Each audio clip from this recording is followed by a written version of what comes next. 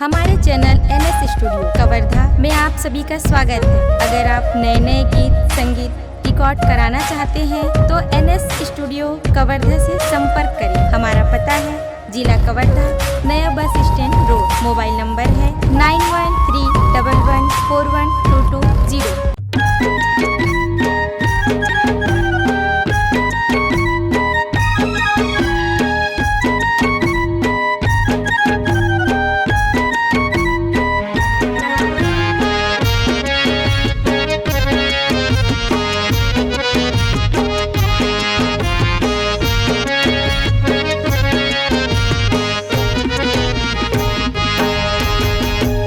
अंगना छोड़ाना नहीं तो भावे वो मोर दुर्गा दाई के, हाँ हाँ मोर महामाई के।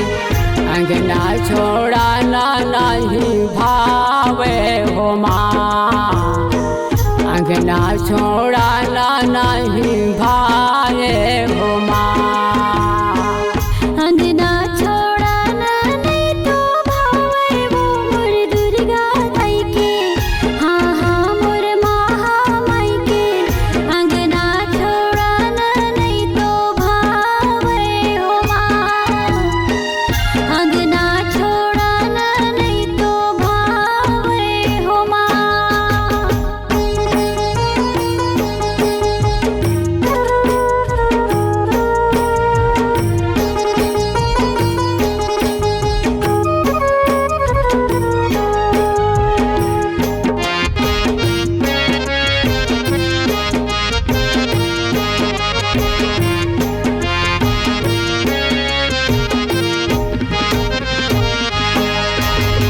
झूपत झूपत आवे दाई, झूपत झूपत आवे वो, झूपत झूपत आवे दाई, झूपत झूपत आवे वो।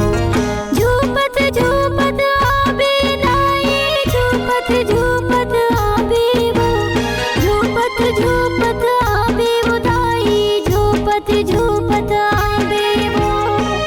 चुंदी छरिया दुर्गा दाई के, हाँ हाँ मोर महामाई के। अंगना छोड़ाना नहीं भाए हो माँ, अंगना छोड़ाना नहीं भाए हो माँ।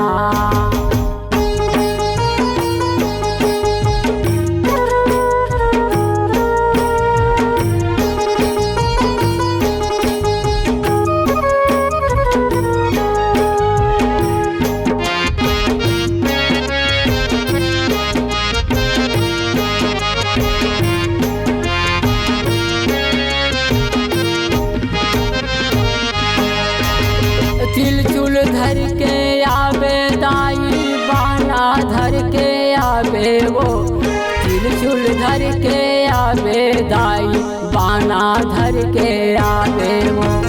त्रिशूल धर के आवे दाई, बाना धर के आवे वो, त्रिशूल धर के आवे दाई, बाना धर के आवे वो। जिभियाला माए दुर्गा दाई के, हाँ हाँ मोर महामाई के। अंगना छोड़ाना नहीं भाए हो माँ, अंगना छोड़ाना नहीं भाए हो माँ।